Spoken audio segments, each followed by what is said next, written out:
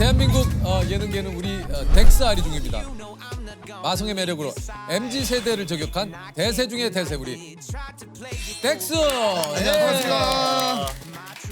자기 소개를 좀 해주세요. 네, 안녕하십니까. 저는 크리에이터 덱스로 활동하고 있습니다. 반갑습니다. 사실 뭐 아까도 얘기했습니다만 참 또 멋있어요 우리 덱스가. 잘생겼어요. 네. 실물이 아니 그 저 유퀴즈 섭외를 받고 좀 어땠습니까? 저는 솔직히 처음에 나오기가 싫었어요. 왜요? 왜냐면 여기가 사실 지금 나오고 있는 예능 중에 가장 최정상에 있는 프로그램이잖아요. 아니 이제 여기까지 찍으면은 나 안 불러줄 것 같은 거예요. 그래서 저를 안 불러줄 것 같은 거예요. 그래서 이거 진짜 지금 나가는 거 아닌 것 같은데 좀 더 이제 조금 더 뭔가 나의 커리어가 좀 쌓이고. 네, 원기옥을 이렇게 잔뜩 모았다가 나가야 되는데 너무 시기상조가 아닌가. 주위에서 그러시더라고요. 뭐라고요? 이때 아니면 못 나간다. 불러줄 때 나가라. 주접 떨지 말라. 본명은 원래 뭡니까 우리 덱스의 본명? 제 본명은 김진영입니다. 진영 씨. 네. 근데 약간 느낌이 진영이 느낌이 납니다. 진영이처럼 생겼나요? 약간 있어요. 느낌 약간, 있어요. 진영이 느낌이 있어요. 있어요. 그럼 오늘은 뭐 진영 씨라고 부를까요? 아니면 오늘은 진영 씨라고 좀. 네, 저도 좋아해요. 오랜만에 본명 들어보는 거 아니에요? 네, 사실 저희 아버지도 저한테 어이 덱스 이러고.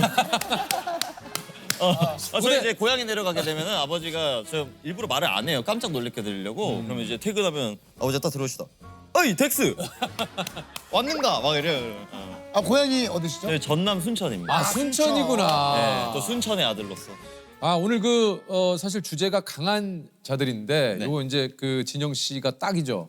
말 그대로 아까 얘기했지만 UDT 출신입니다. UDT 하면 또 예.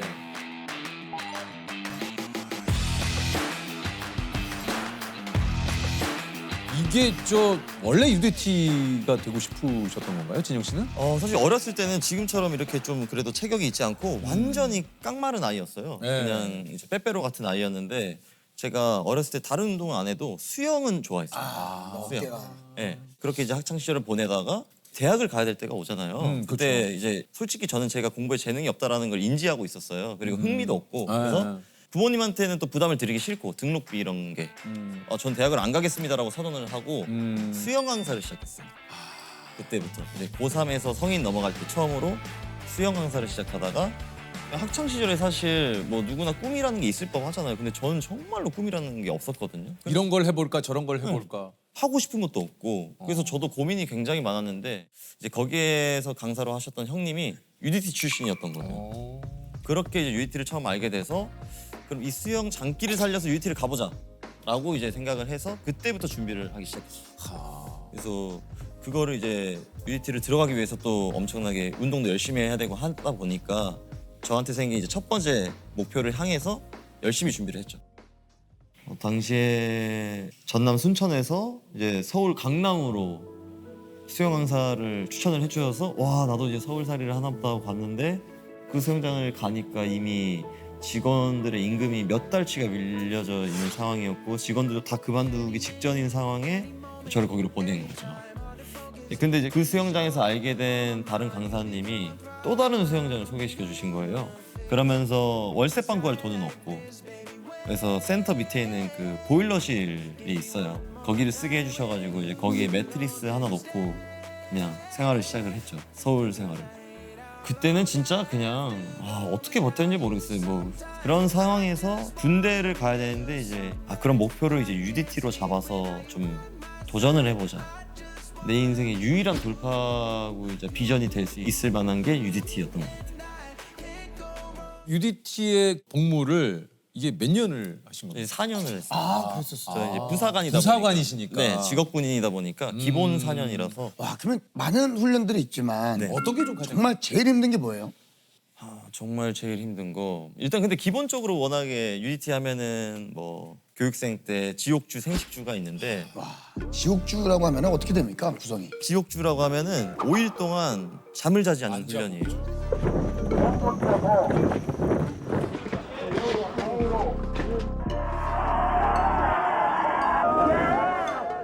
사실 저는 경험이 없으니까 네네네. 누구는 뭐 5일 동안 잠을 자지 않는 주를 지옥주라고 칭하는 거지 실은 조금은 재운다 뭐 이런 얘기도 있는데 근데 근데 실제 안 잡니다. 아예 안 자는 게 아니고 훈련을 하면서 자요. 이제 머리에 보트를 이고 이제 걸어가면서 자요. 이제 저희는 그걸 텔레포트라고 부르거든요. 이렇게 눈을 감고 걸어가다 보면 어느 순간 저기까지 가 있는 거예요. 딱 정신을 차렸는데 순간이동처럼. 네, 그렇게 나는, 돼요. 나는, 그렇게 돼요. 나는 잤는데 저기까지 가 있는 거예요. 그러니까 이게 사람이 그냥 걷는 건지 자는 건지 모를 정도로 그냥 가는 네. 거구나. 이제 약간 계속 이제 렘 수면 같이 얕은 수면을 취하면서 훈련을 하는 것 같아요. 제 느낌상으로는. 생식주는 뭐가 다른 겁니까? 생식주는 또 5일 동안 밥을 아예 안 줘요. 그리고 잠도 거의 안 재워요. 그러면서 훈련을 엄청 고강도로 하는 게 이제 생식주인데 저는 생식주가 너무 힘들었어요. 당시에 이제 저희가 제주도로 이제 전지훈련을 갔는데 한라산을 등반을 하고 이제 어딘가로 계속 또 기동을 하는데 어느 순간 물을 보급을 안 해주는 거예요. 교관님들이. 보급대가 됐는데 수통에 물이 많이 없는데 했는데 알고 보니까 그때부터가 생식주의 시작이었던 거예요. 이제 그런 걸 말을 급한 상황에서 네, 말을 안 해주는 맞아요. 자, 오늘은 몇 시부터 물을 공급 안 할 예정이니까 이게 아니구나. 맞아요. 왜냐면 그럼 미리 준비할 수도 있으니까. 군이라는 곳이 너무나 이제 자랑스럽고 프라이드가 있는 곳이지만 아무래도 통제가 많이 되잖아요. 사실 미디어에 드러나 있는 것보다 그쪽에 진짜로 실제 경험을 하면 더 이렇게 위험한 일도 많이 하고 그리고 엄청나게 또 고난이도의 훈련과 네, 뭐 체력 관리도 매일매일 해야 되고 막 하는데 그런 것들 저는 다 좋은데 저희 부모님께서 특히 어머님이 약간 안 좋아하셨어요. 왜요?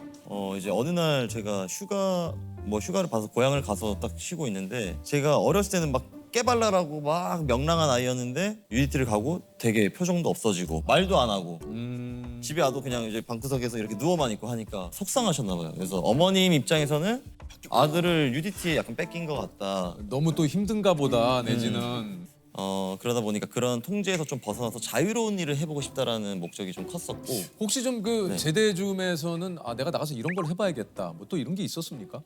나가서 저는 개인적으로 회사원을 좀 해보고 싶었어요. 네, 형님처럼 이렇게 정장 입고 뭐 이렇게 직장인 명패 같은 거 달고 이렇게 나도 좀 슈트 입고 이렇게 멋있는 거 해보고 싶다. 맨날 군복만 입었으니까 그래서 그런 로망도 있었는데 사실 제가 뭐 그렇게 능력 있는 사람이 안 되다 보니까 뭐 회사원은 좀 힘들었고 그냥 제가 원하던 대로 자유롭게 내가 하고 싶은 걸 하면서 수익을 발생시킬 수 있는 일을 하자 했을 때가 이제 크리에이터가 첫 시작이었습니다. 그래서 이제 크리에이터를 시작을 하시기 시작한 거군요. 네네. 당시에는 뭐 쓸 거 다 쓰고 이러다 보니까 전역할 때 수중에 돈이 한 푼도 없었어요. 그냥. 근데 이제 4년 하다 보니까 퇴직금이 나오더라고요. 그게 한 700만 원, 800만 원 정도였는데 이제 전재산 800만 원을 갖고 인터넷 생방송으로 시작을 하자 해서 장소를 구하려 했는데 장소가 없는 거예요. 그 하루 종일 떠들 만한 장소가 없는 거예요. 그렇다고 이제 본가에 들어가서 막 하면서 막 와다다다다다다 막 이런 거 할 수 없으니까 어디가 좋을까 하다가 이제 할머니 댁이 있었는데 할머니가 혼자 살고 계셨어요. 그래서 거기 단칸방을 내가 계좌에서 쓰면 되겠다. 근데 당시에는 뭐 이제 크로마키라고 하잖아요. 막 그런 것도 써보고 싶었는데 돈은 없고 해서 녹색 페인트를 사가지고 벽에 다 칠했어요. 할머니 집 단칸방에. 진짜로. 할머니한테는 허락을 받은 거예요? 안 맡았어요. 그 뭐라고 하고? 그냥 할머니 인테리어 좀 새로 할게요 이렇게 했어요? 좀 벽지가 많이 좀 옛날 거다. 좀 제가 새로 하겠다. 하겠다. 근데 그게 이제 초록색일 줄은 모르셨겠죠? 원래는 한 군데만 하려고 했는데 한 군데를 딱 하고 나니까 다른 좀 벽지가 이게 그치. 이질감이 생기는 거예요. 그래서 전체 방을 녹색으로 그냥 해버리고 심지어 벽을 처음에 딱 하고 인터넷 방송 키는데 이 의자가 크로마키가 안 되는 거예요. 너무 거슬려서 의자도 페인트 칠을 해버렸어요. 녹색으로. 녹색으로. 그러면 본인은 공중에 떠 있는 것처럼 나오고. 그렇죠. 그런 걸 원했던 거예요. 이게 이제 저 첫 그 방송이 12시간 방송. 맞습니다.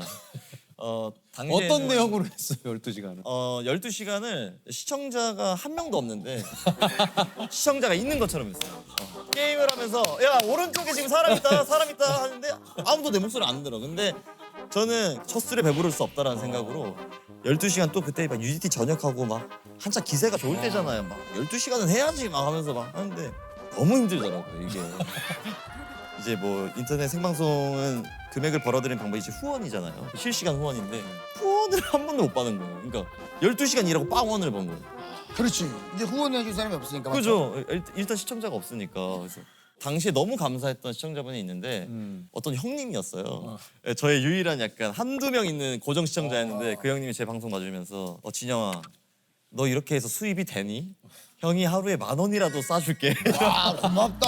아 너무 감사하잖아요. 네. 진짜 너무 감사하잖아요. 근데 또 이제 그때 당시에 형 또 이제 자존심은 또 있어가지고 저는 뭔가를 했을 때 그 금액을 받고 싶지 그런 식으로 의무적인 금액은 받고 싶지 않습니다.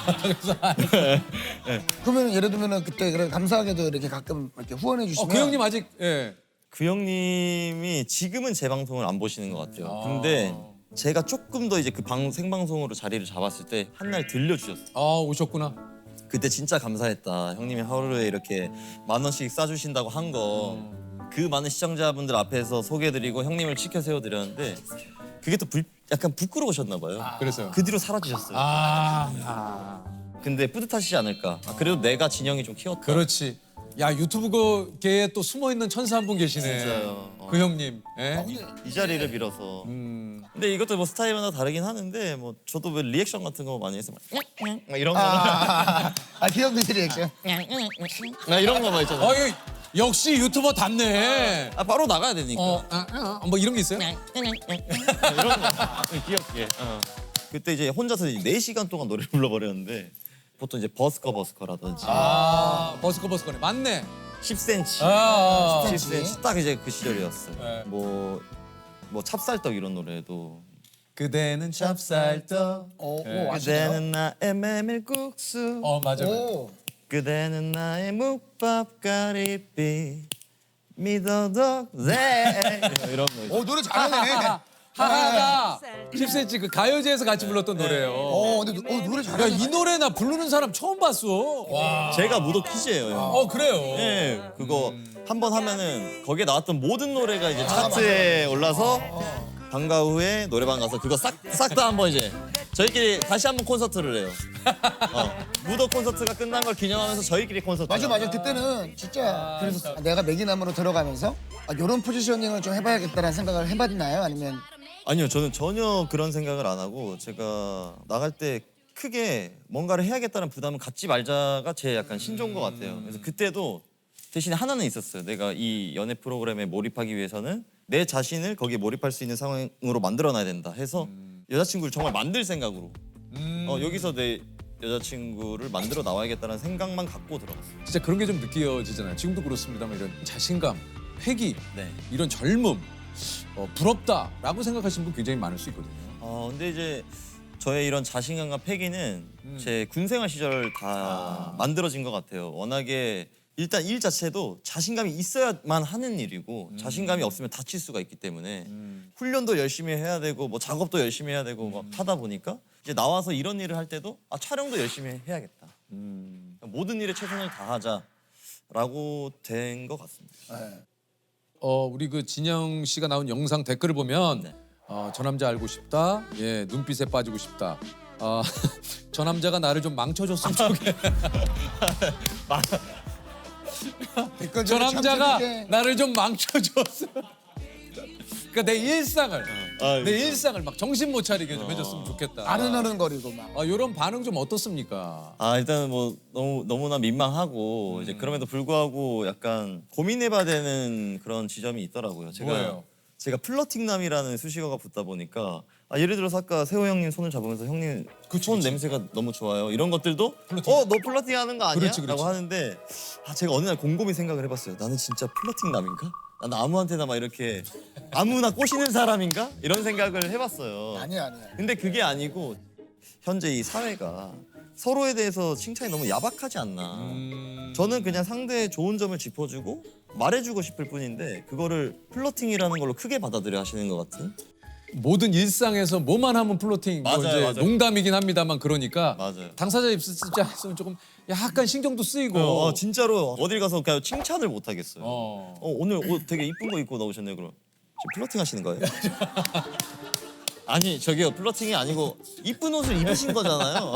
본인이 이 옷 이쁘다고 생각해서 입으신 거죠? 설명을 해야 되니까 플러팅 하시는 거예요. 그렇죠. 이런. 잘하네. 그 느낌 잘 살리네. 혹시 좀 본인은 어떤 마음에 드는 상대가 나타나면 어떤 식으로 좀 표현을 합니까? 저 완전 기다려요. 진짜. 적극적으로 표현을 못 하겠어요. 왜냐면은 내가 지금 이 사람한테 표현을 하는 게 실례일 수 있겠다라는 생각이 가장 많이 들고 이 사람은 나한테 관심도 하나도 없는데 내가 관심을 표현했을 때 이 사람이 얼마나 부담스러워할까. 이걸 먼저 생각하다 보니까 항상 기다리는 쪽인 것 같아요. 아, 좀 기다리는 편이다. 예, 근데 제가 기다리고 표현을 안 하면 상대방도 그걸 몰라서 모를 수 있지. 그냥 지나쳐 버리더라고요. 아니 이게 사실 얼마 전이었죠. 우리 진영 씨가 청룡 시리즈 어워즈에서 신인 남자 예능인상을 또 수상을 했습니다. 네. 아, 감사합니다. 축하드립니다. 제가 그 당시 있었습니다만 이제 큰절까지 좀 했잖아요. 아, 네. 그죠, 이제 그죠. 축하드립니다.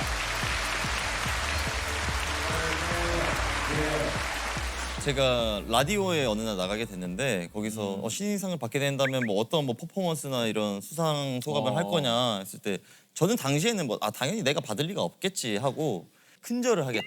상에 대고 큰절을 하겠다라고 했는데 현장에서 진짜 제 이름이 불리는 거예요. 올라가면서 나 멘트도 준비 못했는데 하다가 그게 문득 생각이 난 거예요. 트로피를 딱 보자마자 그래 이거야 하면서 트로피한테 절을 했어요. 근데 이제 방송에는 제 이제 엉덩이가 또 네. 힙이 나가가지고 오히려 더 사람들이- 반응이 좋았습니까? 제 별명이 또 엉진영이라는 별명이기 어. 때문에 야 엉진영 맞네. 엉진영 맞다 하면서 이제 아니 네. 지금 소속사가 있죠, 진영 씨. 예 있습니다. 혹시 진영 씨 나오기 전에 뭐 소속사 사장님이나 네. 우리 저 소속사에 계신 분들 나갔을 때는 뭐 이런 건 얘기하지 마. 뭐 아. 이런 거 있었어요, 혹시 주의사항? 좀 나대지 말라. 근데 지금 이 이야기를 듣는 순간 많이 나댔구나. 너무 나댔구나. 이 정도는 괜찮죠. 그때도 행사가 다 끝나고 수상자들만 모여서 사진 찍는 포토 타임이 있었는데 있었어요. 사실 거기에 수상되신 분들이 어마어마하신 분들이에요. 네. 막 이제 송혜교님부터 해가지고 유재석 형님, 막 이광수 형님 막 이렇게 있어서 저는 그 모든 수상자 가장 끝자락에 이렇게 머물러 있었어요. 네. 좀 부끄럽고 너무 이거 진짜 연예인 중에 연예인들이 여기 좀 모여 있는데 내가 있는 게 맞나 하는데 형님께서 갑자기 오셔서 덱스야 들어와 해서 저를 가운데로 계속 밀어주시는 거예요. 네. 좀 들어오라고. 제가 곁에 너무 이제 끝쪽에 있으니까. 형님이 딱 저를 이렇게 감싸주니까 막 옆에서 광수 형님도 덩달아서 같이 챙겨주시고 해서 그 자리에 잘 어울릴 수 있었던. 아이고 또. 네. 우리 또 거기서 또 봐서 너무 반가웠고 또 한편으로는 덱스가 이렇게 또 이렇게 뭔가 성장을 해간다라는 게 참 너무 참 대견하기도 하고 맞아요. 제가 뭐 덱스랑 큰 인연이 있었던 건 아닙니다만 네. 기쁘기도 하고 그래서 광수가 있던 자리에 광수야 너 나와라 그래서 근데 바로 나오시더라고요. 광수가 바로 예 형 바로 나오더라고요. 그래서 광수 광수야 착해요. 너무 형이랑 착하신 거예요. 광수 그래서 우리 덱스하고 광수하고 이렇게 해서 함께 그래서 너무 그때 감사했고 너무 행복했습니다. 오늘 또 이렇게 유퀴즈에서 보게 되니까 참 너무 기분이 참 좋아요. 좋아요. 좋아요.